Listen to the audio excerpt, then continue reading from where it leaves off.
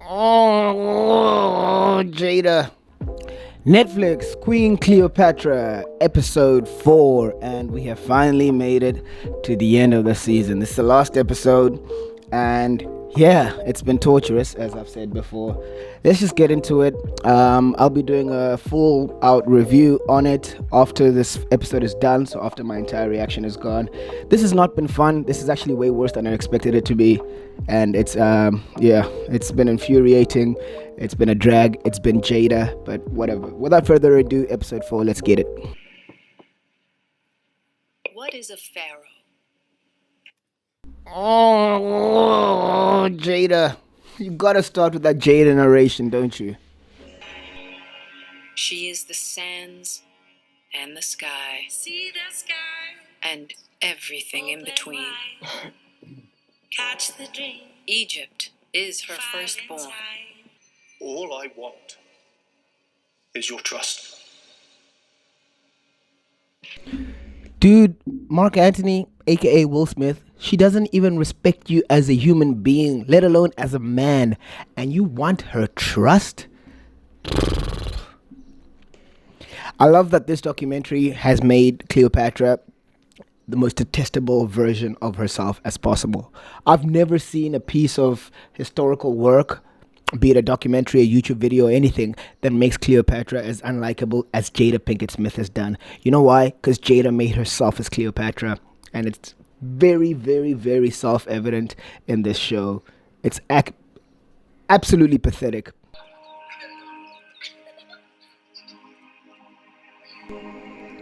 Once more, there's no distinction between Alexandria, Rome, Syria, freaking Greece. It's all just desert landscapes.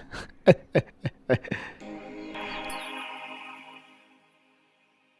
the Battle of Actium, Mark Antony, look at this weak, pathetic boy. He's been like this little sorry-looking face for the whole show. Cleopatra knew the full might of Rome coming against Egypt spelled the end for an independent Egypt. Yeah, so why were you guys saying in the previous episodes that Egypt and Rome were like, who's gonna win it? Oh, look at that. Rome was always gonna demolish Egypt. The only reason Egypt still existed was as a client kingdom to... Why am I telling historians this? There is no question that they are in immediate jeopardy. Hey guys, look, there's Cleopatra. you two are one blood. My blood.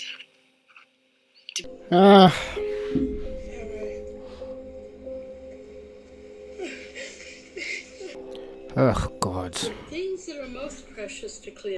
She's alive. And there's hope for Egypt.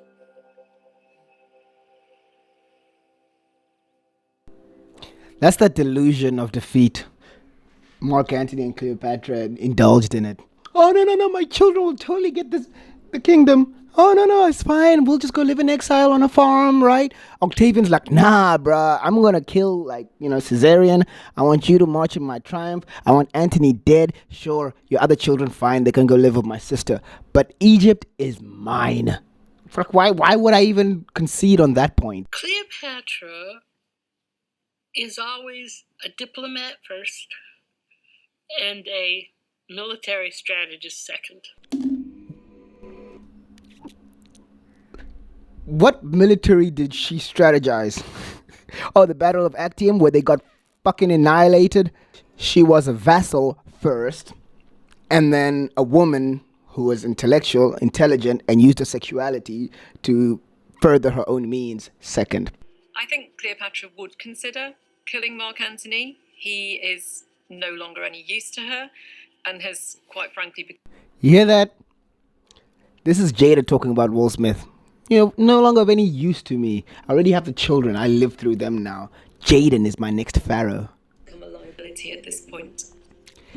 You have become a liability, Will. Mark Antony was Octavian's primary enemy. There's really no reason that Cleopatra cannot remain Queen of Egypt if Mark Antony is out of the picture. Except the fact that Cleopatra declared war on Octavian declared war on Cleopatra and not on Mark Antony, so that people would not view the whole conflict as a civil war. So, very least, you're walking in a triumph. Yeah, you might live after that, but you're going to be, humiliated in front of the Roman crowd. I would have taken that option, to be honest.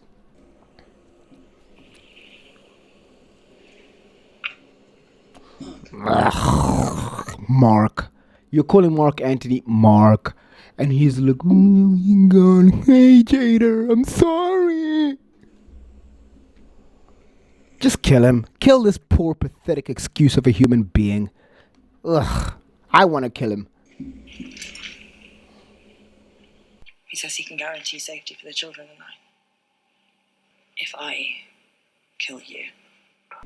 Let me guess, he's going to be like, okay, kill me then. I live to serve you. We're in this together. Like we were together in Actium. Oh, is that a fucking backbone I see? Huh? Oh, is that the dick coming out of your asshole, Mark Antony? Because I choose us. I know that together no one can defeat us. 25 years and counting. We ride together. We die together.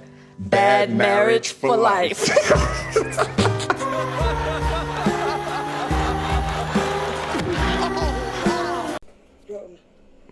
Look at that. Look at that. At this point, Mark Antony, yeah, sure, he was resigned to his fate, but he was still making arrangements. He was contacting legions across Africa. He was sending messages of his own to Octavian, saying, let's duel, let's battle this 1-to-1. He was like, okay, fine, I'll retire, I'll go to the country. He wasn't this like, that's the biggest sin of this show. Is what they did to Mark Antony. I don't like Mark Antony as a historical figure. I think he's a fun character. Like every time, you started reading or watching a documentary or something on this part in history, he's a fun character, sure. But as a protagonist, I don't like him very much. But what they did to him here, this is worse than what they did to Jesus, to be honest. Because at least Jesus lived on for a couple thousand years as a god. What the fuck is Mark Antony now?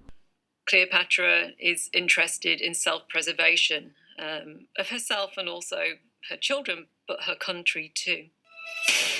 Octavian has declared war on Cleopatra. She understands that... They're trying to make Octavian look like fucking Lord Voldemort.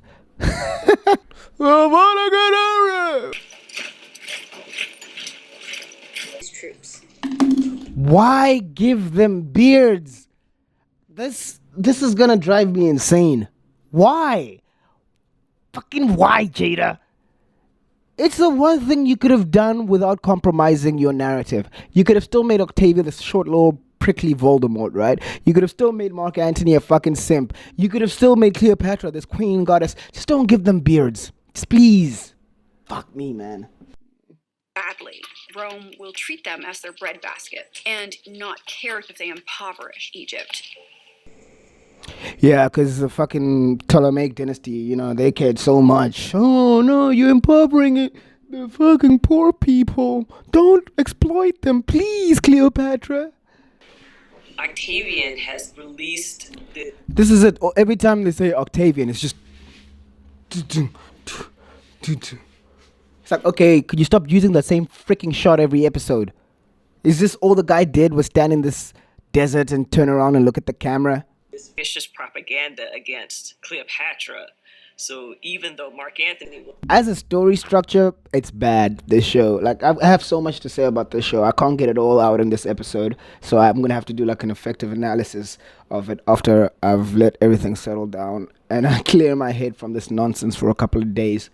Holy shit, I hate this show. Cleopatra is framed as this great seductress. As a temptress, as a drunk, as a witch. It's misogynistic and it's xenophobic. Oh, they're misogynists 2,000 years ago. Oh, why don't you just say Black Lives Matter then? Hashtag me too. Hey, don't rape your slave. It's 2023, don't you know? It's current year.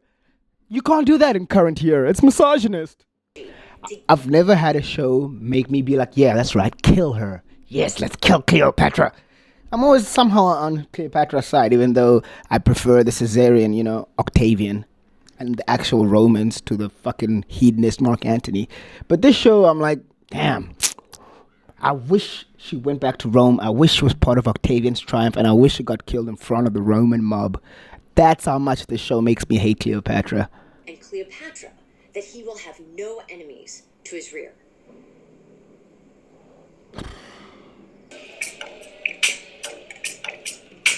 It's directly challenging Rome. It's saying we are in power. It's a declaration that she doesn't care what Rome thinks. It's a dangerous call for war. How? It's a fucking party after you've lost a war. Don't look too much into it, bruv.